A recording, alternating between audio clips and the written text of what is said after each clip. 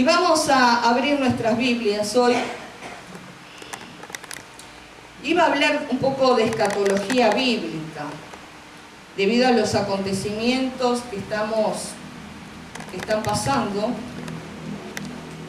Pero después me acordé que en Hechos capítulo 17 le dicen a Pablo: otra vez te tenemos que oír hablar de esto.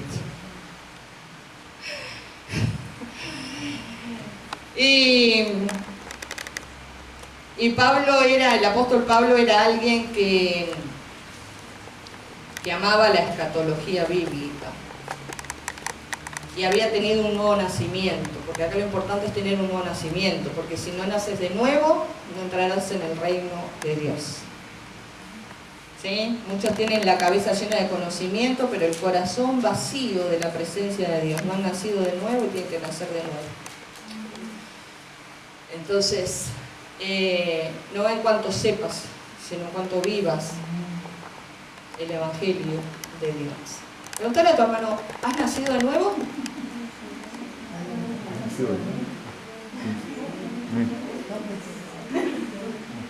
¿Naciste de nuevo o no? Jesús, ¿se acuerdan que Nicodemo, uno de los principales rabinos de Israel, va de noche a ver a Jesús? Nicodemo va a ver a Jesús, uno de los principales rabinos, ahí, principales de la sinagoga, en la noche, a escondida de los demás, va a ver a Jesús. Y cuando lo ve a Jesús le dice: sabemos que has venido de Dios, porque nadie puede hacer las obras que tú haces si Dios no está con él. Nicodemo tenía la cabeza llena de conocimiento. Y Jesús lo mira a Nicodemo y le dice: Nicodemo, de cierto te digo que si no nacieres del agua y del espíritu, si no nacieres de nuevo, no puedes entrar al reino de Dios.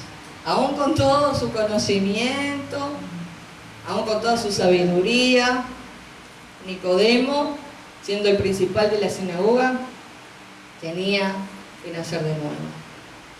Qué bueno que hubo un día marcado por Dios en el cual nosotros hemos podido nacer de nuevo. Que hubo un antes y un después. Y si usted no nació de nuevo, hoy dígale: Señor, tiene que ser el día de mi nacimiento. Tengo que nacer de nuevo. Porque yo quiero entrar al reino de los cielos. Qué bueno que es poder experimentar el nuevo nacimiento. Y cuando uno experimenta el nuevo nacimiento, uno no tiene problema con los temas escatológicos, como le decía hoy, porque uno tiene paz y tranquilidad. Y vamos a hablar de una mujer llamada Ana.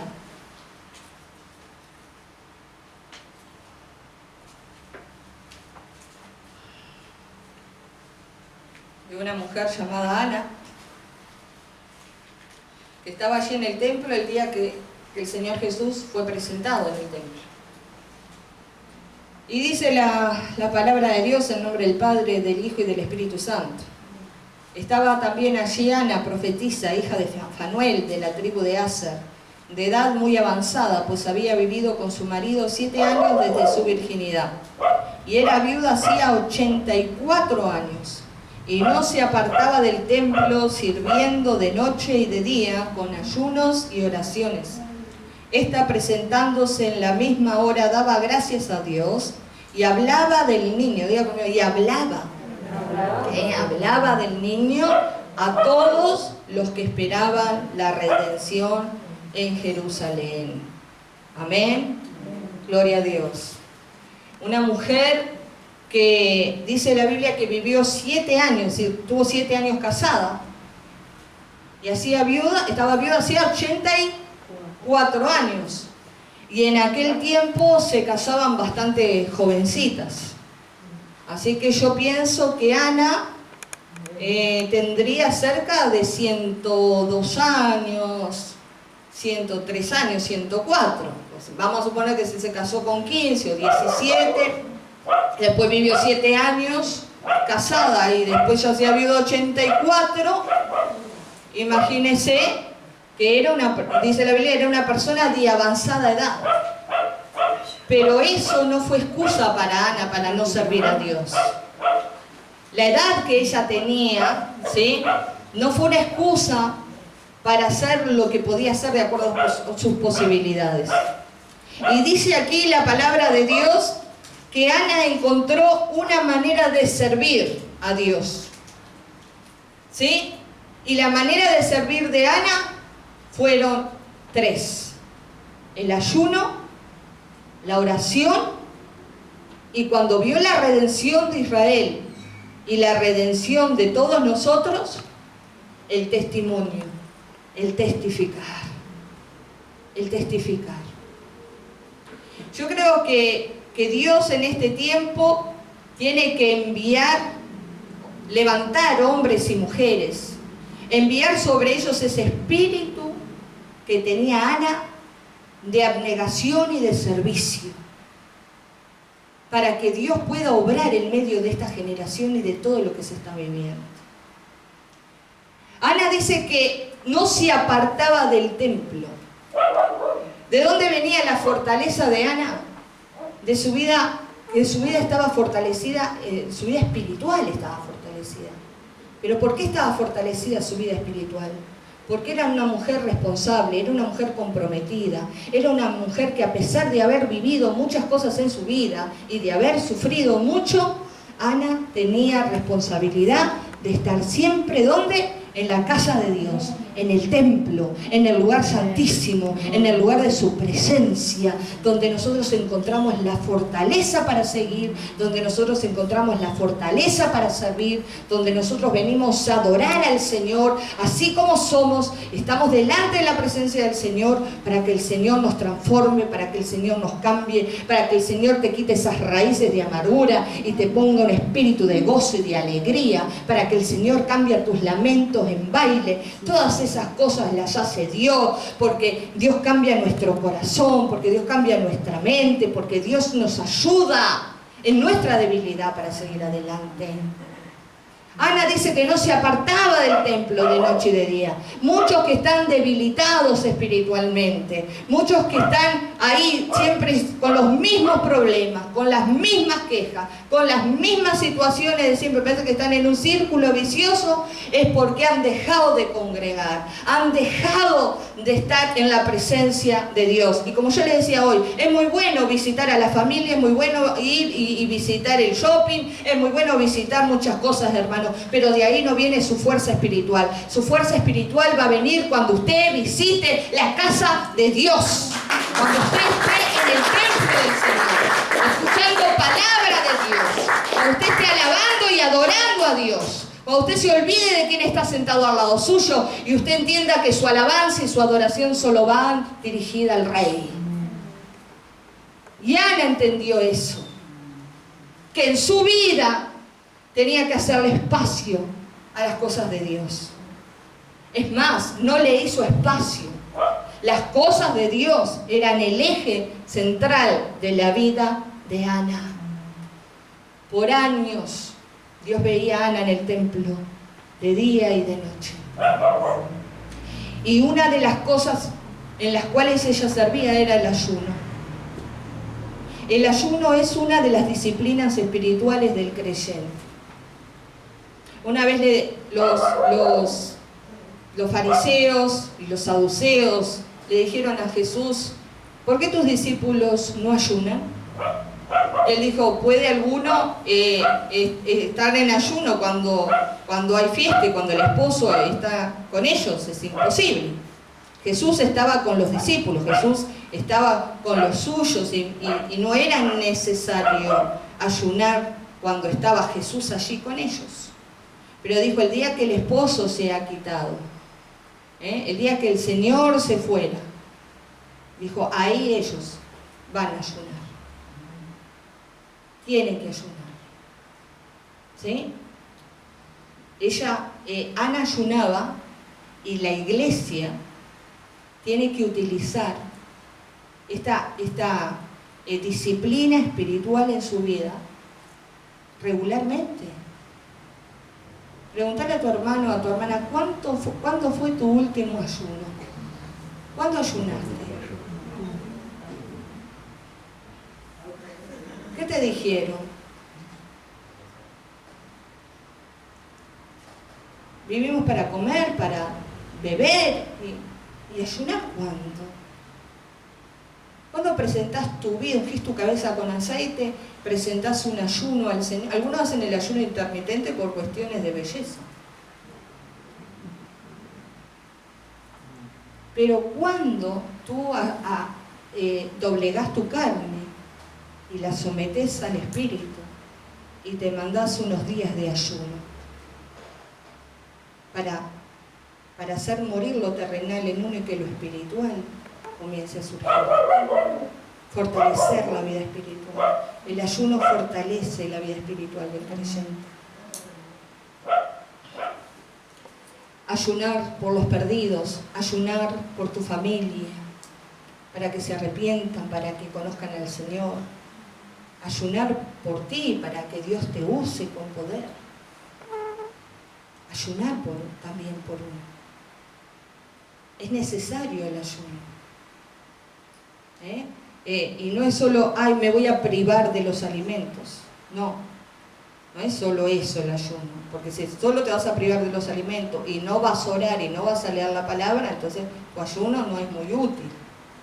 Las horas, el tiempo que tú dedicas al ayuno, la meditación de la palabra, la oración, la alabanza, la adoración, es necesario para que cuando tú andes por ahí, andes lleno del Espíritu Santo de Dios y no te duermas en la iglesia. Te dormís porque viniste lleno del almuerzo que comiste. Estás tan lleno que te dio ganas de dormir la siesta. Entonces, el ayuno agiliza nuestra vida espiritual, pero nuestra vida física también. La iglesia a nivel universal muchas veces ha entrado en un letargo espiritual, en un adormecimiento. Y es porque no utiliza esta disciplina espiritual que es el ayuno. Jesús estuvo ayunando 40 días y 40 noches y salió lleno del poder del Espíritu Santo de Dios. Entonces, tenés causas difíciles, el ayuno. No es necesario que todos los años tengamos que decir, hermano, vamos a hacer el ayuno de cadena de 40 días y esperás un año para meterte un día a la semana, si es que te metés. No, hermano, tenga una disciplina de ayuno. Más Juan el Bautista decía, es necesario que Él crezca y que yo mengue. Es necesario también que nosotros menguemos y que el Espíritu de Dios crezca en nuestra vida. Entonces, Ana entendía esto. Ayunaba. Y cuando tú ayunas es una manera de servir. Y otra de las cosas que hacía Ana, que hacía también, oraba. Ana quedó viuda y no se fue a casar de vuelta. 7 años estuvo casada nada más. 7 años. Algunos, gracias a Dios, llevan 50 años casados, otros 60, otros quizás menos. Pero Ana estuvo 7 años nada más casada. No se volvió a casar. Se fue al templo a servir a Dios. Y otra de las cosas que hacía era oraba. ¿Sí? Oraba. Ahora, ¿cuánto tiempo le dedicamos a la oración? Al hablar con Dios, al presentarle a Dios las necesidades de otros, no solamente las nuestras, sino las necesidades de otros. Porque cuando tú ayunas y tú oras, estás sirviendo a Dios. Y como ella tenía una vida de ayuno y de oración y de permanencia en la casa de Dios, Dios le dio el privilegio a Ana, un privilegio tan grande que muchas personas no lo pudieron tener, y fue ver con sus propios ojos al Hijo de Dios. Ver con sus propios ojos la redención de Israel, ver con sus propios ojos la redención de toda la humanidad. Así como Ana vio a Jesús en el templo, nosotros aspiramos un día a ver a Jesús. Ana vio a Jesús y luego salió a contar de Él, a testificar de Él. Nosotros tenemos que testificar de Él para después poder verlo. Así que no es tiempo de quedarte en tu casa, es tiempo de estar en el templo, en la casa de Dios, es tiempo de ayunar, es tiempo de orar y es tiempo de testificar de Cristo. Dice aquí la palabra que Ana no hacía acepción de personas, sino que dice aquí la Escritura que a todos, ¿sí?, hablaba del niño a todos los que esperaban la redención de Israel. A todos. Ah, no, pero en la casa de Dios es fácil hablar. Pero a mis compañeros de estudio, no, eso no. ¿Qué voy a hablar de Jesús? Dentro de mi familia puedo hablar, pero con mis compañeros de trabajo no. Tenés que hablarle ¿a quién? A todos. A todos. Ya tenés que estar en un crecimiento espiritual y en una madurez espiritual. No tengas... los discípulos tenían quizás a veces también esas interrogantes, esas luchas internas que a veces cada uno podemos llegar a tener. Pero Jesús les dijo, ustedes no tengan miedo de hablar ni de testificar, y ni se propongan, ya no anden pensando de antemano, lo que van a decir. Porque cuando llegue el momento, el Espíritu Santo les va a dar palabra en ese momento para hablar con certeza, con convicción y con seguridad lo que las personas necesitan escuchar. Nuestra tarea es llenarnos de Dios. Y en el momento que Dios pone a alguien, ¿sí?, tú puedas compartir de lo que Dios te ha dado.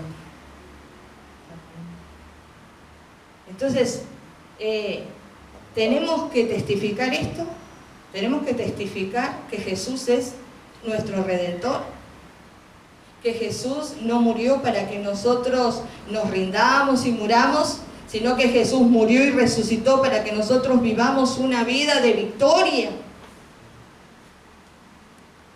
Tenemos que hacerlo. Tenemos que dejar las excusas de lado. Ana no empezó a decir, pero soy muy ancianita, pero soy muy viejita. No. Pero soy muy joven. Muchos de los discípulos eran mucho más jóvenes de muchos de los que están acá. Sin embargo, ellos, llenos del Espíritu Santo, trajeron un avivamiento como nunca antes. Porque el mundo está despertando a lo que dice la profecía, que vendrán tiempos en que Dios enviará hambre y sed de su palabra a la tierra. Hambre y sed de su palabra. Y tú tienes que dejar de pensar solo en tus cosas y dedicarte a las cosas de Dios. Me encanta Ana, una mujer que entregó su vida sirviendo al Señor. Sirviendo al Señor. Y Dios la premió, y Dios la bendijo, y Dios la ayudó. Yo sé que mensajes como esto a veces a muchos no es lo que a veces quieren escuchar, pero no es lo que yo quiero, es lo que Dios quiere. Se ha caído en un evangelio por años y por décadas solo hablando de las añadiduras, solo hablando de la prosperidad, la confesión positiva, el declarar y el decretar. Si usted obedece a Dios en todo lo que Dios le manda, usted va a ser bendecido, usted va a ser próspero. Amén. Gloria a Dios.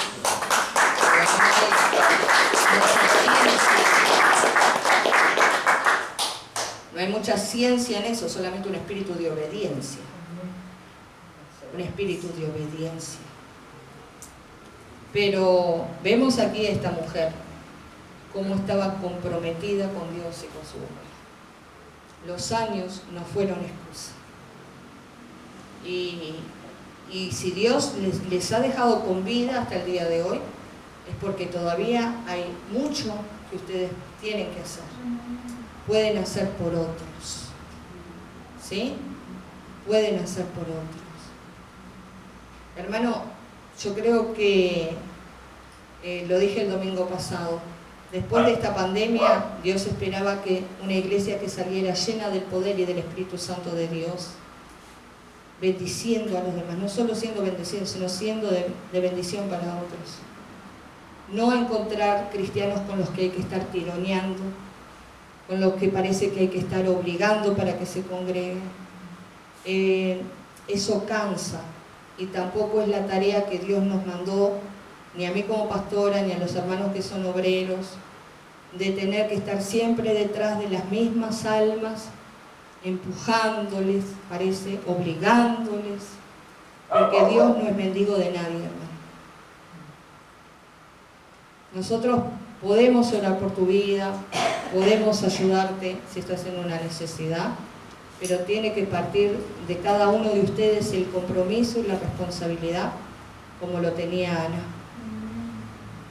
de estar en el templo, de estar en la casa de Dios, de fortalecer tu vida de oración, tu vida de ayuno y el testimonio. Ya no tenemos que estar nosotros siempre testificándote para ver si vos crees en Dios, porque se supone que si vos crees, vos tenés que estar convenciendo a otros, convirtiendo a otros de que crean. De que crean. Levántate hoy en el poder del Espíritu Santo, como lo estaba Ana, una mujer que había nacido de nuevo, una mujer que ya nadie le tenía que decir lo que tenía que hacer. Ella misma sabía que tenía que estar en el templo, ella misma sabía que tenía que testificar de Jesús, que tenía que hablarle de Jesús a otros. Y vas a ver cómo Dios te va a premiar, cómo Dios te va a honrar. Dice la palabra de Dios, yo honro a los que me honran. Dios honra a los que lo honran a Él. Así que vamos a ponernos de pie en esta tarde, porque nuestro Salvador está vivo. Nuestro Salvador Jesucristo está vivo.